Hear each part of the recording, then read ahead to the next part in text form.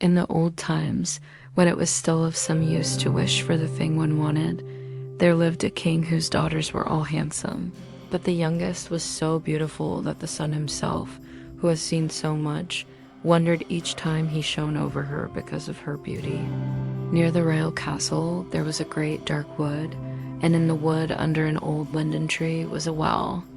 And when the day was hot, the king's daughter used to go forth into the wood and sit by the brink of the cool well, and if the time seemed long, she would take out a golden ball and throw it up and catch it again, and this was her favorite pastime. Now it happened one day that the golden ball, instead of falling back into the maiden's little hand which had sent it aloft, dropped to the ground near the edge of the well and rolled in. The king's daughter followed it with her eyes as it sank, but the well was deep, so deep that the bottom could not be seen. Then she began to weep, and she wept and wept as if she could never be comforted. And in the midst of her weeping, she heard a voice saying to her, "What ails thee, king's daughter? Thy tears would melt a heart of stone." And when she looked to see where the voice came from, there was nothing but a frog stretching his thick, ugly head out of the water. "Oh, is it you, old waddler?" said she. "I weep because my golden ball has fallen into the well." "Never mind, do not weep," answered the frog. "I can help you. But what will you give me if I fetch up your ball again?" "Whatever you like, dear frog," said she. "Any of my clothes, my pearls and jewels, or even the golden crown that I wear." "Thy clothes, thy pearls and jewels, and thy golden crown are not for me," answered the frog.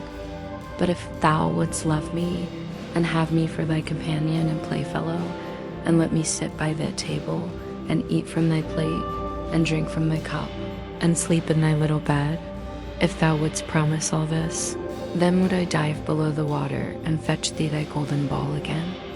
"Oh yes," she answered, "I will promise it all, whatever you want, if you will only get me my ball again."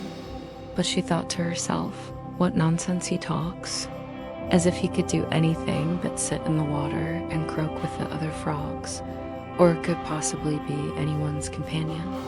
But the frog, as soon as he heard her promise, drew his head under the water and sank down out of sight. But after a while he came to the surface again with the ball in his mouth, and he threw it on the grass. The king's daughter was overjoyed to see her pretty plaything again, and she caught it up and ran off with it. "Stop, stop," cried the frog. "Take me up too. I cannot run as fast as you." But it was of no use, for croak after her as he might, she would not listen to him, but made haste home, and very soon forgot all about the poor frog, who had to betake himself to his well again. The next day, when the king's daughter was sitting at table with the king and all the court, and eating from her golden plate, there came something pitter-patter up the marble stairs, and then there came a knocking at the door, and a voice crying, "Youngest king's daughter, let me in." And she got up and ran to see who it could be, but when she opened the door, there was the frog sitting outside. Then she shut the door hastily and went back to her seat, feeling very uneasy. The king noticed how quickly her heart was beating and said, "My child, what are you afraid of? Is there a giant standing at the door ready to carry you away?" "Oh no," answered she, "no giant, but a horrid frog." "And what does the frog want?" asked the king. "Oh, dear father," answered she, "when I was sitting by the well yesterday and playing with my golden ball, it fell into the water, and while I was crying for the loss of it, the frog came and got it again for me on condition I would let him be my companion, but I never thought that he could leave the water and come after me. But now there he is outside the door, and he wants to come in to me." And then they all heard him knocking the second time and crying, "Youngest king's daughter, open to me by the well water. What promised you me?" "Youngest king's daughter, now open to me. That which thou hast promised must thou perform," said the king. "So go now and let him in." So she went and opened the door, and the frog hopped in, following at her heels, till she reached her chair. Then he stopped and cried, "Lift me up to sit by you." but she delayed doing so until the king ordered her. When once the frog was on the chair, he wanted to get on the table, and there he sat and said, "Now push your golden plate a little nearer, so that we may eat together." And so she did, but everybody might see how unwilling she was, and the frog feasted heartily, but every morsel seemed to stick in her throat. "I have had enough now," said the frog at last, "and as I am tired, you must carry me to your room and make ready your silken bed, and we will lie down and go to sleep."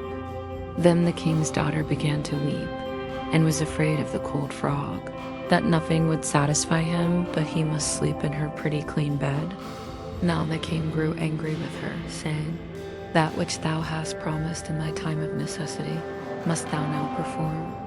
So she picked up the frog with her finger and thumb, carried him upstairs, and put him in a corner. And when she had lain down to sleep, he came creeping up, saying, "I am tired and want sleep as much as you. Take me up, or I will tell your father." Then she felt beside herself with rage, and picking him up, she threw him with all her strength against the wall, crying, "Now will you be quiet, you horrid frog." But as he fell, he ceased to be a frog, and became all at once a prince with beautiful kind eyes. And it came to pass that, with her father's consent, they became bride and bridegroom.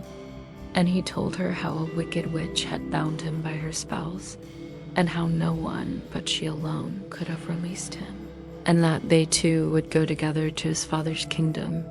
And there came to the door a carriage drawn by 8 white horses, with white plumes on their heads and with golden harness.